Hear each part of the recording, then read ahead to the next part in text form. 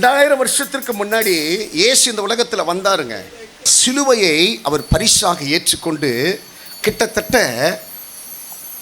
6 மணி நேரம் கொல்கதா மலைக்கு மேலே 6 மணி நேரம் அந்த சிலுவையிலே அவர் தொங்கினாராம். அவர்கள் ஒவ்வொரு முறையும் ஒவ்வொரு தண்டனையை அவருக்கு கொடுத்துட்டே இருந்தாங்களாம். நிறைய பேருக்கு அந்த ரகசியம் தெரியல. ஒரு தண்டனை கொடுக்கிற போது என்னால் முடியாதுப்பா என்னை விட்டுருங்கப்பான்னு சொல்ல மாட்டாங்க. ஒரு ஆமீன் சொல்லுங்க பார்க்கலாம். ஒவ்வொரு தண்டனையும் கொடுக்குறாங்க. முதல்ல சிலுவை கொடுக்குறாங்க. இந்த சிலுவையை வெயிட்டை நான் தாங்க முடியல சொல்லிட்டு இவர் வெளியே வந்துடுவாரான்ட்டு பார்க்குறாங்க. அதையும் வரமாட்டேன்றாரு. சிலுவை சுமந்துட்டு போகிறப்ப வாரில் அடிக்கிறாங்க. அப்பயாவது எப்பா பாப்பா என்னை விட்டுருங்கப்பான்ட்டு சொல்ல நினச்சார். அப்பையும் விடலை. அதுக்கு பிறகு கால்லையும் கையிலையும் ஆணி அடித்து சிலுவையில் தூக்குறாங்க. அப்பையும் விடலை. தலையில் முற்கிடத்தை வச்சு அழுத்தி அந்த நரம்புகளெல்லாம் கிழிச்சிட்டு அந்த இரத்தங்கள் எல்லாம் அப்படி பாய்ந்து கீழே ஒழுக ஆரம்பித்தது. அப்பவும் அவர் மறுதளிக்கலை. ஈட்டி எடுத்து விழாவில் குத்துறாங்க. அப்பவும் அவர் மறுதளிக்கலை. எல்லாரும் அவரை பார்த்து வியப்பா, என்னடா மனுஷனடா இவர், மனுஷனா இவர், இவ்வளோ தண்டனை கொடுத்ததுக்கு பிறகும் இந்த மனுஷன் கல் மாதிரி நிற்கிறானே. ஒரு ஆமீன் சொல்லுங்க பார்க்கலாம். நமக்கெல்லாம் ரத்தம் கொஞ்சம் குறைஞ்சிட்டாலே மண்டையிலேருந்து கால் வரையிலும் வலிக்க ஆரம்பிக்குது. நமக்கு மண்டையிலேருந்து கால் வரையிலும் உடம்பு பெயின்ட்டு டாக்டர்கிட்ட போனாலே டாக்டர் முதல் பார்க்குற வேலை என்ன கேட்டிங்கனாக்கா, ரத்தம் கரெக்டாக இருக்குதா அப்படி தான் பார்ப்பாங்க. அப்போ பாருங்கள், அந்த வாரில் அடிக்கிற அடியில் ரத்தம் கிழிச்சிட்டு வந்துச்சு. பாதி ரத்தம் 50% ரத்தம் போயிடுச்சு. அவங்க அடிக்கிற வலி ஒரு பக்கம் அதிகமாக இருந்ததுனாக்கா அவருடைய ரத்தம் எல்லாம் ஒரு சரீரத்தை விட்டு போச்சு பாருங்க. அந்த பெயின் அதைவிட கொடியதாக இருந்தது. அதைவிட கொடியதாக இருந்தது. கடைசியில் ஒருத்தர் ஈட்டியில் குத்துறான் பார்த்தீங்களா, கடைசியில் இருக்க தண்ணியும் ரத்தமும் சலமும் எல்லாம் சேர்ந்து வெளியில் வந்துருச்சு. எல்லாம் சேர்ந்து வந்துருச்சு. ஒரு சொட்டு ரத்தம் கூட அவருக்காக அவர் வைத்து கொள்ளலையா. அந்த இரத்தம் தான் இன்றைக்கு உனக்குள்ளும் எனக்குள்ளும் உலாவிக் கொண்டிருக்கிறது. ஆமென் சொல்லுங்க பார்க்கலாம். அதனால தான் நான் சொல்கிறேன், நீங்கள் குரூப்பால வித்தியாசமானவர்களாக இருந்தாலும் அவருடைய இரத்தத்தினால திருவிருந்து ஆராதனையில் அவருடைய இரத்தத்தை பானம் பண்ணுறீங்க பார்த்தியா, அந்த இரத்தத்தினாலே நம்ம எல்லாருமே ஒரே உடன்பிறப்புகளாக இருக்கிறோம். அவருடைய இரத்தம் தான் எனக்குள்ள உனக்குள்ள ஓடிட்டு இருக்குது. அந்த இரத்தம் தான் நம்மளை பத்திரமாய் பாதுகாக்கிறது. ஒரு ஆமீன் சொல்லுங்க பார்க்கலாம். அல்லேலூயா, அல்லேலூயா. அப்படிப்பட்ட விலையேற பெற்ற இரத்தத்தை அவர் உனக்காகவும் எனக்காகவும் சிந்தினார். நமக்காக சிந்தினாரா? ரத்தம் சிந்துதல் இல்லாமல் எந்த மனுஷனுக்கும் பாவ மன்னிப்பு கிடையாது. நான் அடுத்த வாரம் அந்த ரத்தம் வாழ்க்கையில் என்னெல்லாம் பண்ணிச்சுன்றதை நான் உனக்கு ஒரு பாயிண்ட் அவுட் பண்ணி நான் உனக்கு சொல்கிறேன். ஒரு ஆமீன் சொல்லுங்க பார்க்கலாம். அந்த ரத்தம் வீட்டுக்குள்ளே, உனக்குள்ளே, உன்னை சார்ந்தவர்களுக்குள்ளே, உன் சபைக்குள்ளே அல்லது உன்னுடைய வாழ்க்கையிலே உனக்கு தேவைப்படுகிறவைகளுக்குள்ளெல்லாம் அந்த ரத்தம் என்ன செய்யும் என்பதை நம்ம பார்க்கலாம். ஒரு ஆமீன் சொல்லுங்க பார்க்கலாம். இப்போ இந்த இடத்துல பார்க்கிற போது எடுத்து வாசிச்சு பாருங்க பார்க்கலாம். யோவான் எழுதின சுவிசேஷத்தில் 19ஆம் அதிகாரத்தில் 34வது வசனம் வாசிக்கும் போது, ஆகிலும் போர்ச்சேவகரில்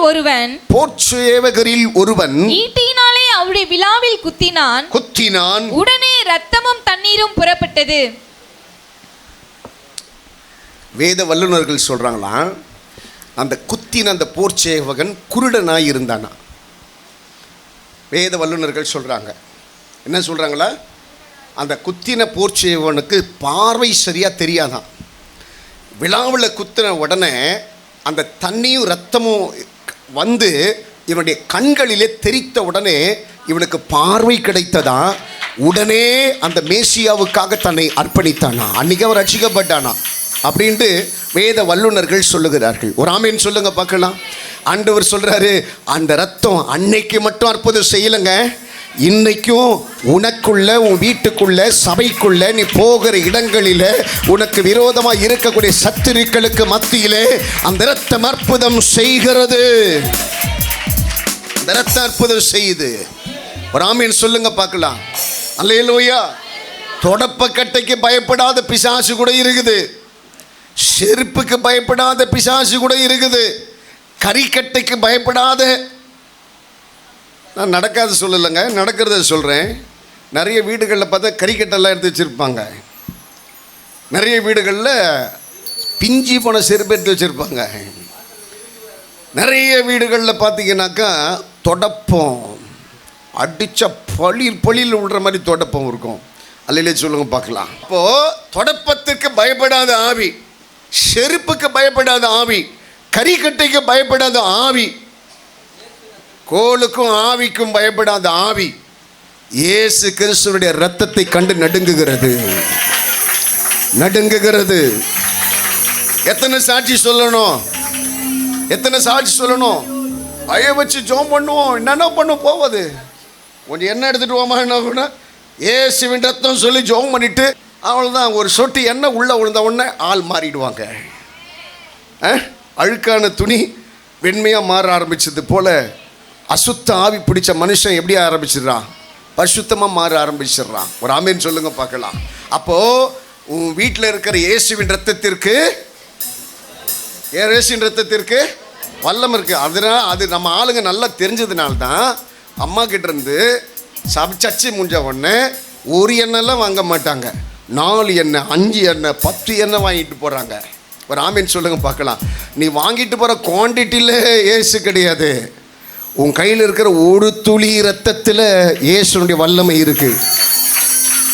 குவான்டிட்டிங்க உன் கையில் இருக்க அந்த இயேசுவின் ரத்தத்துக்கு அவ்வளோ பவர் இருக்குது. ஒரே ஒரு சொட்டு ரத்தம் மாத்திரை லொடக்குன்னு விழுங்குறதுக்கு முன்னாடி எடுத்து போட்டுப்பார். ராமீன் சொல்லுங்க பார்க்கலாம். இது இயேசுவின் ரத்தம். மனசில் நினச்சிக்கோ, ஆண்டவரே நான் இவ்வளோ வியாதியில் கஷ்டப்படுறேன், இவ்வளோ பிரச்சனையில் கஷ்டப்படுறேன், என் பிணிகளெல்லாம் மாற்றுங்க, தரித்திரத்தை மாற்றுங்க, என் வாழ்க்கையில் இருக்கிற எல்லா கஷ்டத்தையும் மாற்றுங்க, என் வீட்டுக்காரனை மாற்றுங்க. ராமீன் சொல்லுங்க பார்க்கலாம். அல்ல, எனக்கு தெரிஞ்ச ஒரு சகோதரி பயங்கரமான மோசமான குடிகாரன்.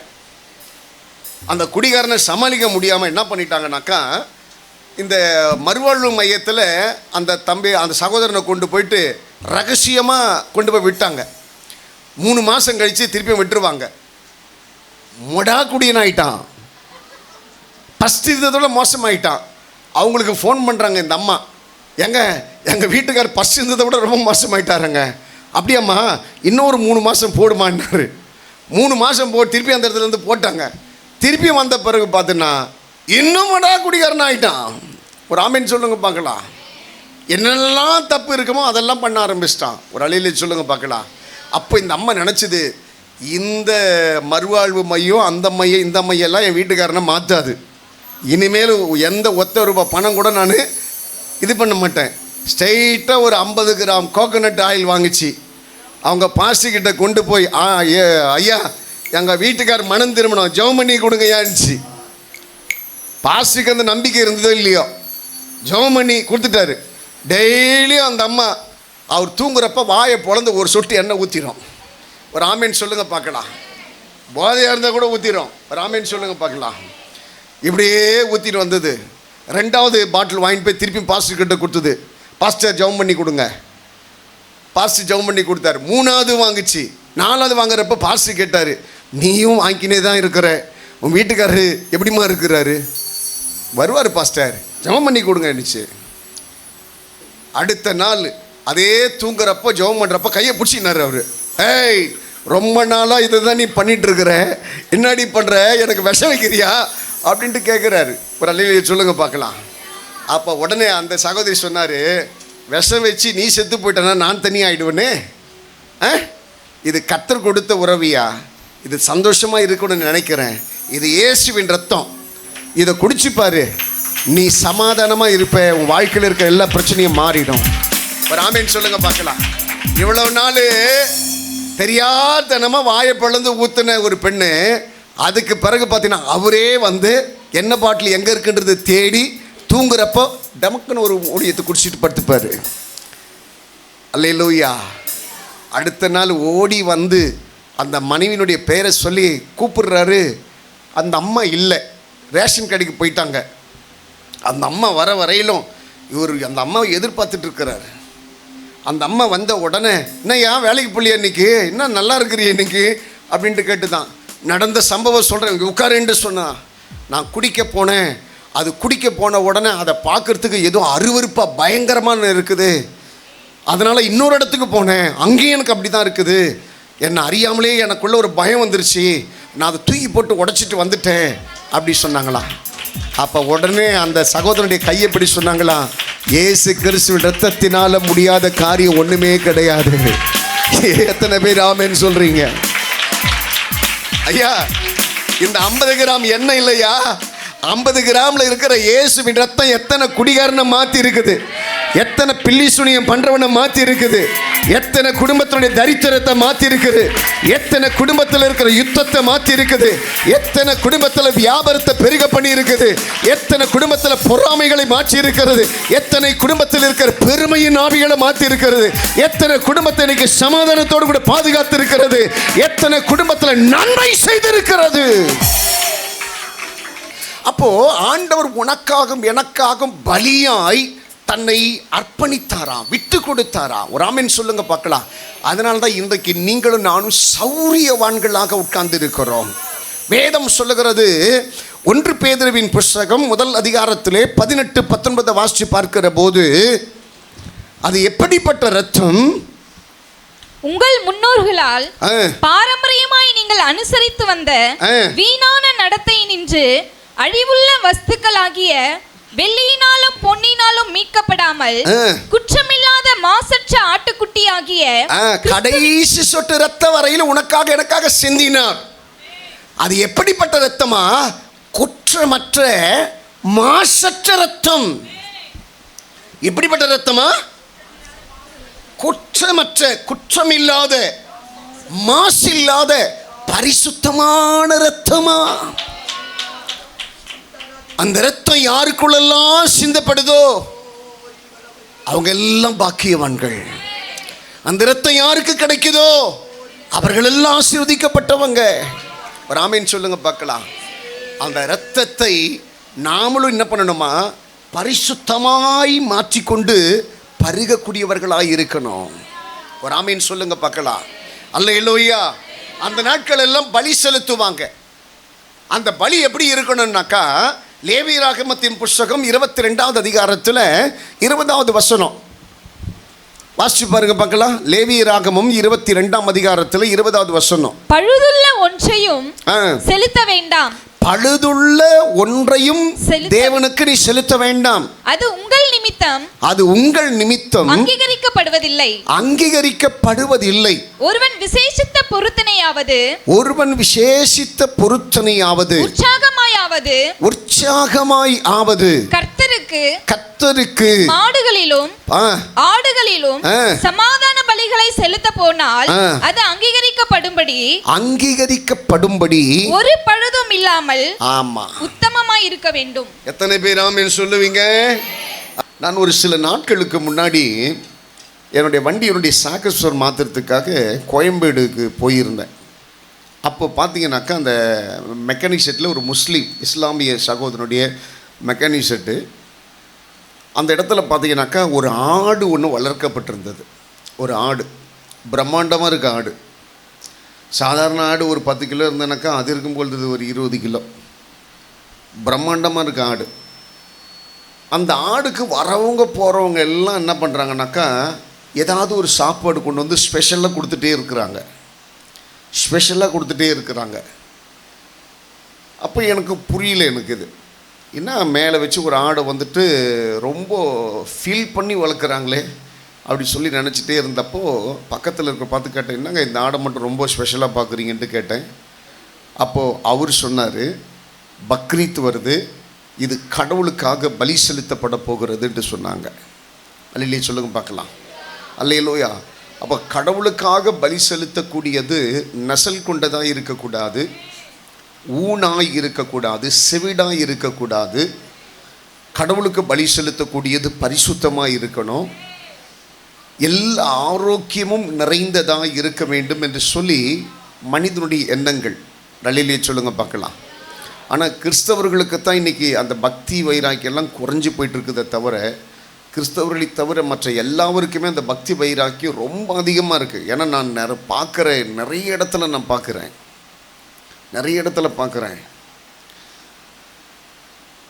அவன் வணங்குறவன் கடவுளுக்கு முன்னாடி அவன் எந்த இடத்துல போனாலும் சரி, அவன் அறியாமையே காலில் இருக்கிற செருப்பை கீழே கட்டுறான். அவன் அறியாமையே தப்பு போட்டுக்கிறான், வாயில் அடிச்சுக்கிறான், நெத்தியில் அடிச்சுக்கிறான், என்னென்னவோ பண்ணுறான், அவனுக்கு தெரிஞ்சதெல்லாம் செய்கிறான். ஆனால் கிறிஸ்தவன் தான் ஒரு பயபக்தியும் இல்லாமல் மனம் போன போக்கில் துணிகரமாக வாழ்ந்துட்டுருக்கிறான். யாரையும் குறை சொல்ல விரும்பலை. இயேசு கிறிஸ்து மரித்ததற்கு பிறகு திரைச்சீலை இரண்டாய் கிழிக்கப்பட்டு பழைய சடங்காச்சாரியங்கள் எல்லாம் ஒன்றும் இல்லாமல் போய் அவரை நிதர்சனமாய் ஆராதிக்கிற, அவரை நிதர்சனமாய் அவரோடு கூட பழகுகிற, அவருக்காக எல்லாவற்றையும் அர்ப்பணிக்கிற அருமையான குணத்தை தேவன் உனக்கும் எனக்கு கொடுத்திருக்கிறாரு. எத்தனை பேர் ஆமீன் சொல்லுவீங்க?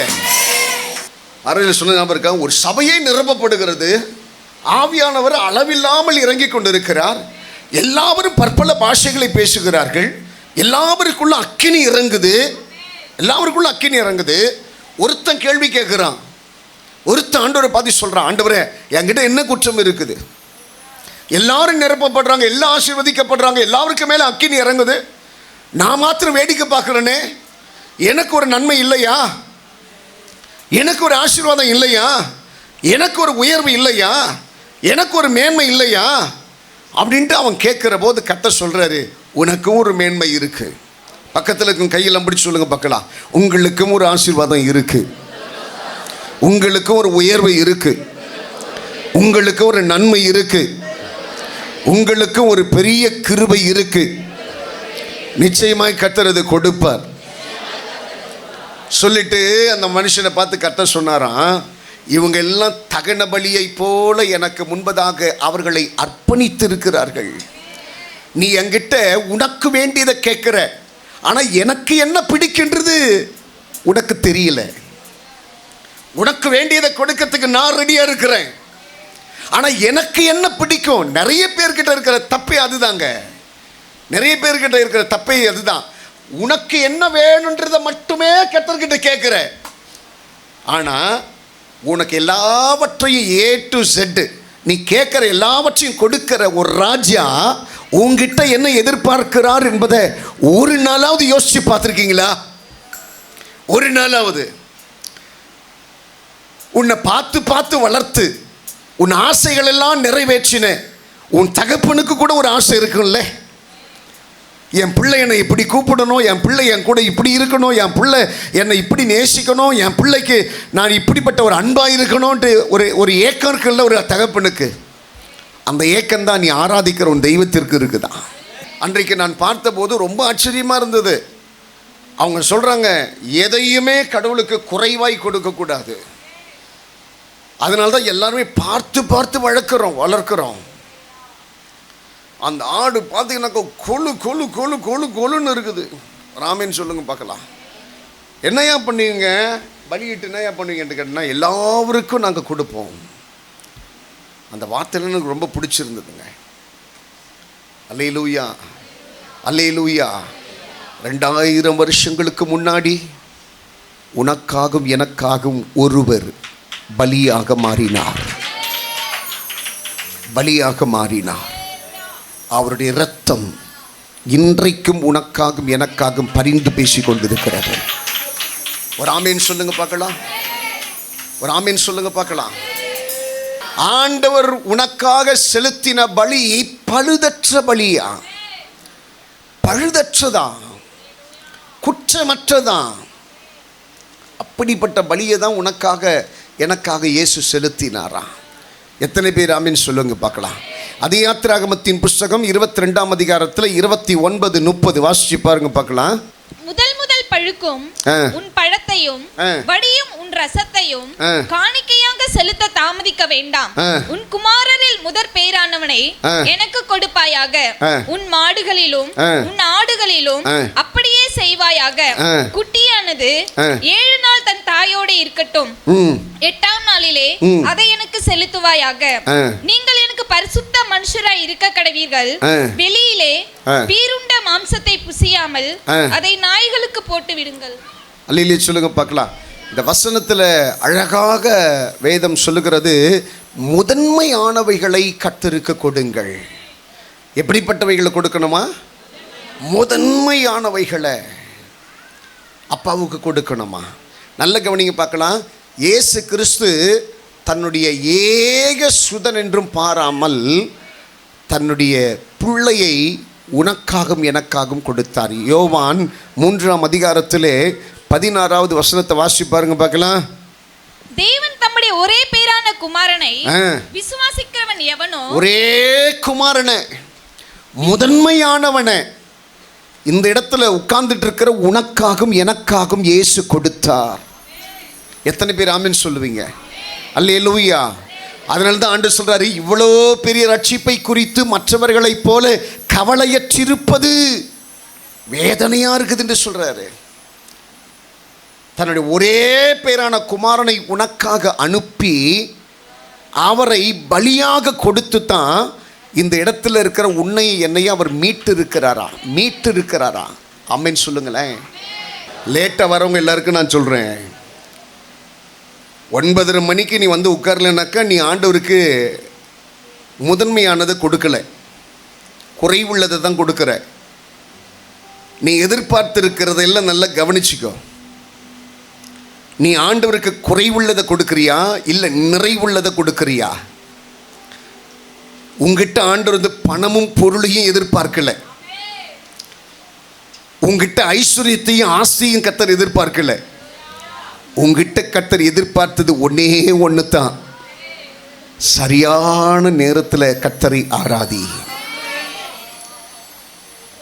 ஜெபத்தில் குறை வைக்காத, ஆராதிப்பதில் குறை வைக்காத, ஆண்டவருக்கு கொடுப்பதிலே குறை வைக்காத, ஆண்டவரோடு கூட இருக்கிற வாழ்க்கையில் குறை வைக்காத.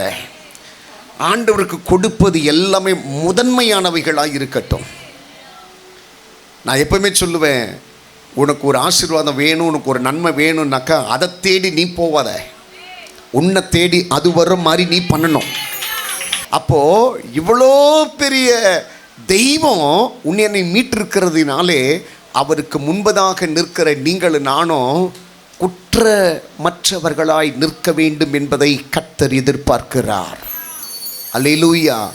எப்படி ஆண்டவர் முதன்மையானவைகளை கர்த்தருக்கென்று கொடுத்தாரோ, இந்த இடத்துல இருக்கிற நீங்களும் நானும் கூட முதன்மையானவைகளை கர்த்தருக்கு கொடுத்து பாருங்கள். கர்த்தர் உங்களை அதிகமாக ஆசீர்வதிப்பார்.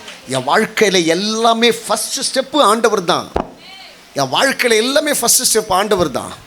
நீ கொடுத்தது கூட ஆண்டவருக்கு தான். ஒரு ஆமேன் சொல்லுங்க பார்க்கலாம்.